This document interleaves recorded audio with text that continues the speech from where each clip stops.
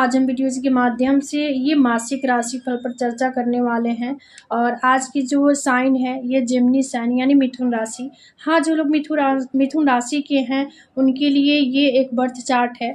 और birth chart के माध्यम से आप देख सकते हैं कि हमारे लिए और ये कुंडली में ग्रहों का प्लेसमेंट किस प्रकार से रहने वाला है और ग्रह का गोचर किस भाव में है, किस प्रकार से दृष्टि संबंध बनाएंगे, इन सभी चीज़ों पे हम बृहद चर्चा करेंगे।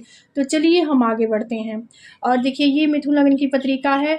लग्न में मिथुन राशि है, सीक्वेंस से 12 राशि 12 भाव में है। तो देखिए ये आपके पत्रिका के अकॉर्डिंग गुरु से शुरू करते हैं। देखिए गुरु मंगल आपके पत्रिका में ये लग्न में हो गई मिथुन राशि, यहाँ से द्वितीय भाव जाएंगे यानी कर्क राशि में। देखिए सूर्य का प्लेसमेंट है, वही तृतीय भाव में जो थर्ड हाउस है यहाँ पे बुध और शुक्र एक साथ है, कंजक्शन युक्ति में है यानी सिंह राशि में है। और इसके बाद जो चतुर्थ भाव है यहाँ पे केतु है जो कि कन्या राशि में है। फिर इसके बाद 9वें भाव में शनि है जो कि कुंभ राशि में है। इसके बाद राहु का प्लेसमेंट आपके 10वें भाव में है, कर्म क्षेत्र में है, मीन राशि में। और इसके बाद 12 भाव में वृषभ राशि है जहाँ पे मंगल गुरु एक साथ ही युक्ति कंजक्शन में है। तो ग्रहों का प्लेसमेंट आपके पत्रिका के अकॉर्डिंग कुछ इस प्रकार से है। अब चलिए इन लोगों की दृष्टि के बारे में भी हम कुछ चर्चा कर लेते हैं। देखिए जो सूर्य है ये द्वितीय भाव में है, तो यहाँ से आप सभी जानते हैं सूर्य के पास एक ही दृष्टि है। तो सूर्य यहाँ से द्वितीय भाव में है तो ये अष्टम भाव पे इनकी दृष्टि जाएगी। इसके बाद और जो भाव है तृतीय भाव में बुध और शुक्र हैं, इन दोनों ग्रहों के पास एक ही दृष्टि है। तो यहाँ से ये देखिए बुध और शुक्र यहाँ से 9वें भाव यानी भाग्य भाव को देखेंगे अपनी 7वीं दृष्टि से। इसके बाद केतु जो है चतुर्थ भाव में है, तो आप सभी जानते हैं गुरुवत दृष्टि प्राप्त है राहु और केतु को। तो इन लोगों के पास भी 3 दृष्टियां हैं। तो केतु भी यहाँ से अष्टम भाव को देखेंगे 5वीं दृष्टि से।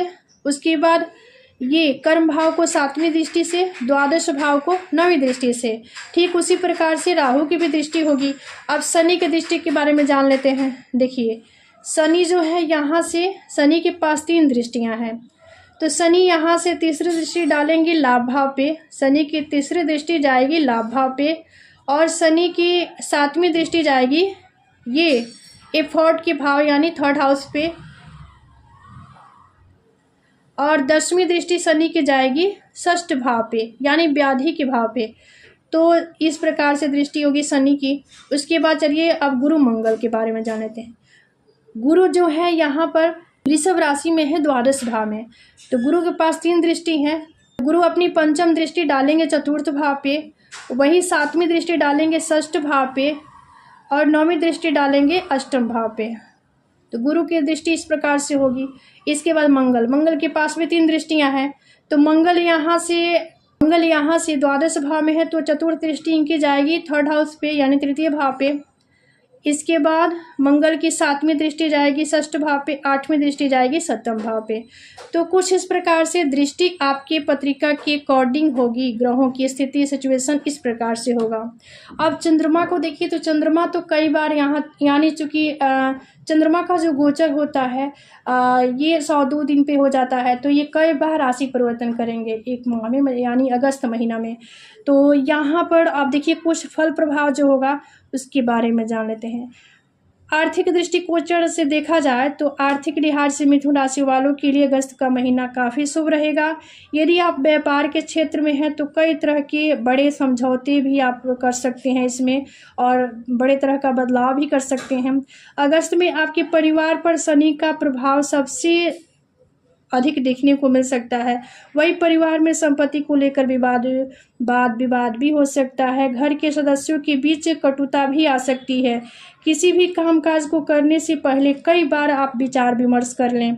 इसके अलावा घर में कोई धार्मिक आयोजन भी हो सकता है इस अवधि में, चूँकि ये दोनों ग्रहों के दृष्टि आपके धर्म भाव पे यानी भाग्य भाव पे होगी। ऑलरेडी शनि यहाँ पे आपके भाग्य भाव में है।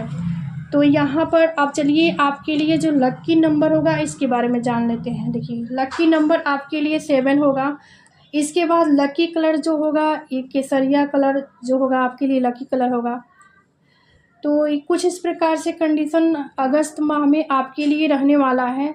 तो ये था ये अगस्त महीना की राशिफल और ग्रहों के गोचर का प्रभाव।